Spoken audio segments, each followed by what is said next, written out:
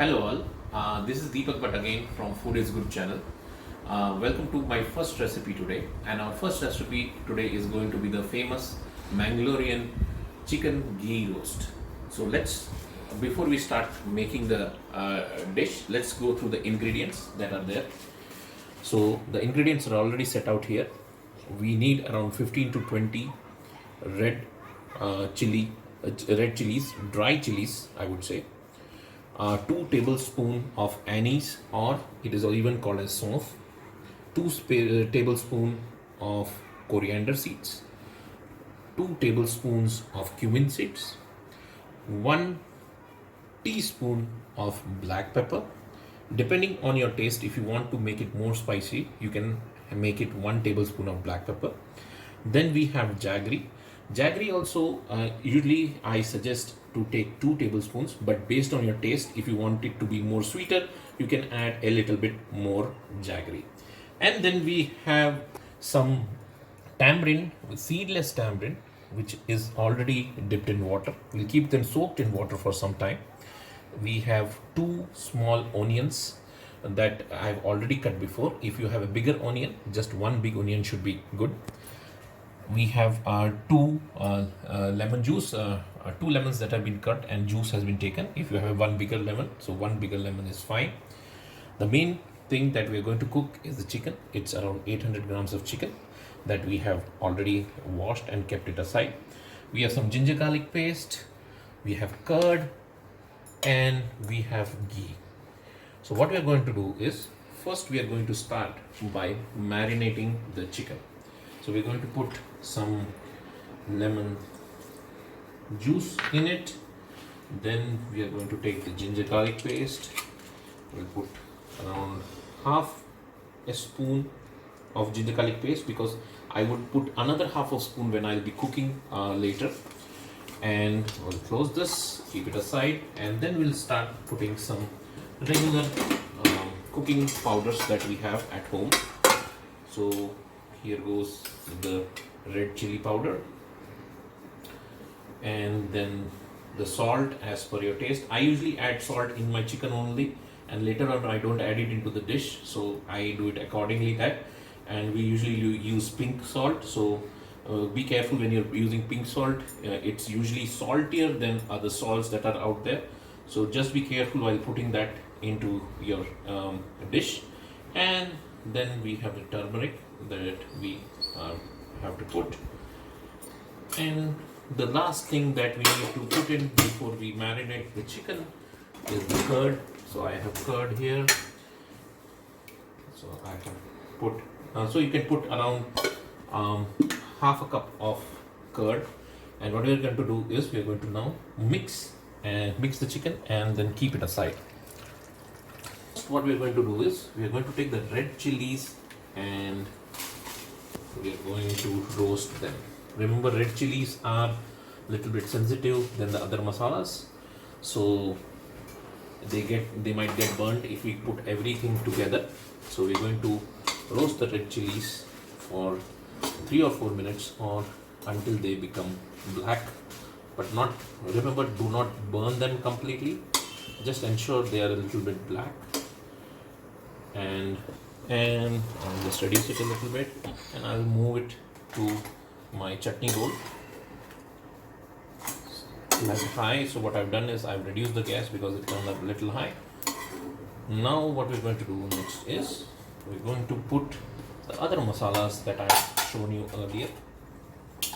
So herein goes the anise or the saunf, the coriander, the cumin, and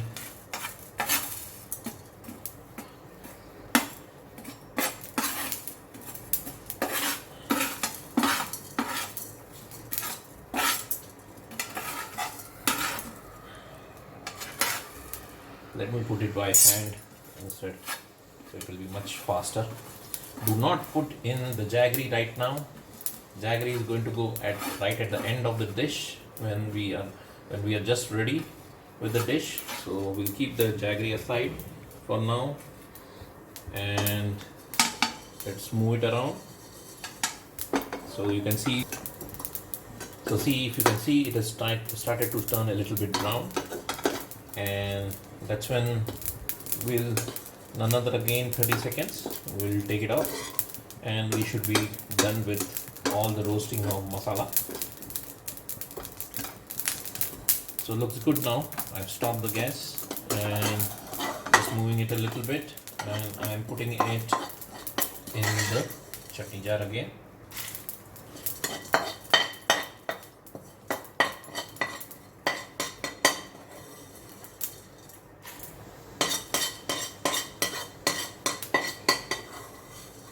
So the next step, guys, is what we are going to do is we're going to grind this masalas and make a powder paste out of it. So guys, I have kept the vessel here. I have put some oil in here.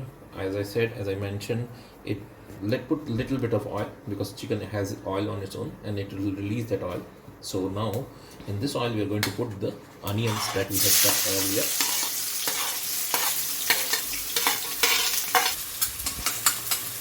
So with this oil, I'm going to put some ginger garlic paste.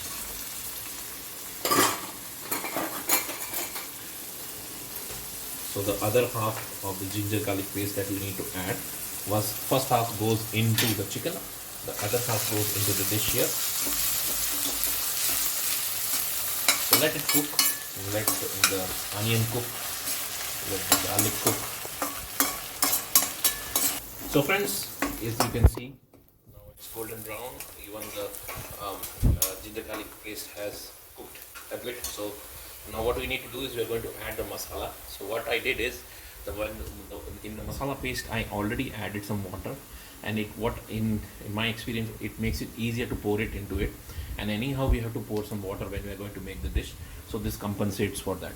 So I'm now going to pour that masala into this. As you see, there is nothing.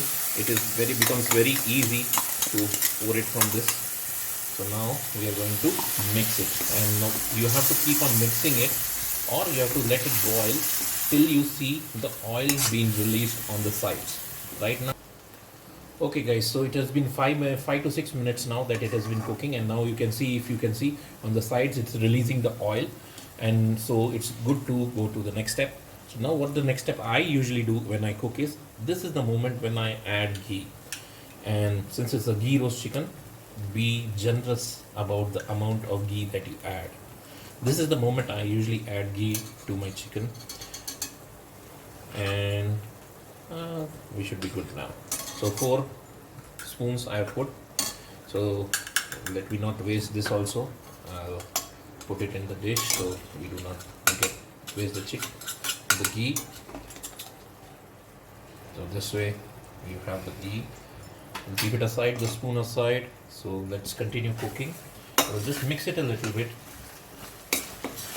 We have a good amount of ghee going on for us. In many of the videos you might see that the ghee is added before. I usually prefer to add it at this stage. So now the next step that we're going to do is put in the chicken. Let's put in the chicken now, and here we go.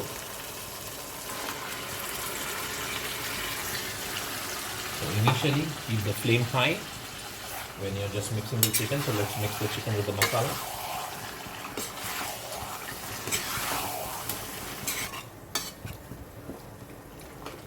So what I've done is I've just mixed the chicken with the masala completely, and now kept the flame high. Let it boil for the first time, and then we'll reduce the flame and let it cook on that. What I'll do is also add half a cup of water to this, so that if any masala has that raw feeling will go away with a cup of water, and it will cook.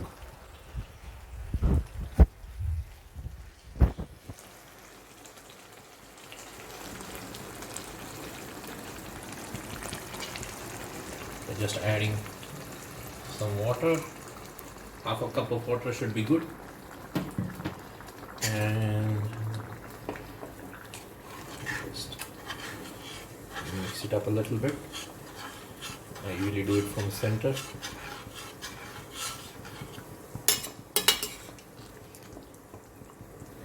Okay guys, so as you can see now, it started to boil because I was putting it on high flame. So now time to put it on a low flame, cover it up with a lid and let it cook for 15 minutes or so. And after 15 minutes, then I'll let you know what we need to do. So it's been 5 minutes. So every 5 minutes, keep on stirring the chicken a little bit so that it doesn't stick below. And once you stirred it a little bit, keep the lid back on it again. So you can see it's on the slow boil right now. So we have stirred it and you can keep it again. Okay guys, so it's been 5 minutes more. Now here is a twist that I add to this dish. I add this kasuri methi that we have. This is just that I have experimented on my own and it makes a dish little bit more tasteful, and I just add it from my side. You do not need to add it, but it's something that I have done in the past. Little bit of kasuri methi and let it cook for another 10 minutes. We'll just mix it a bit and let it cook for another 10 minutes.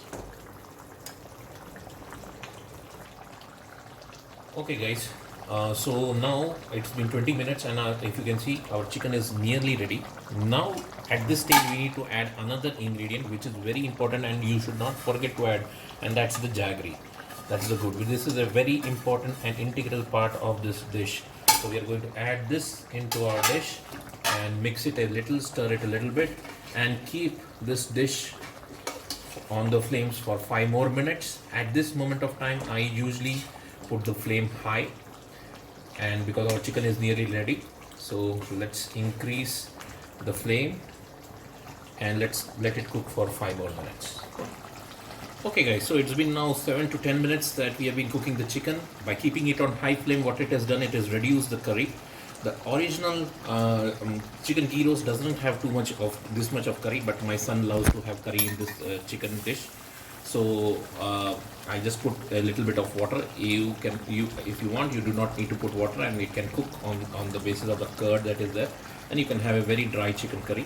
And on the side, if you see, we are getting ready with the parathas and something to go along with this. So my chicken ghee roast is ready. That's all from my side, guys. Thank you all for joining me on this journey. If you like this, what you have seen, please, if you like what you have seen today, please subscribe to the channel. Please put in your comments and I will respond to the comments. If you like, please subscribe and be part of our journey. Thank you so much.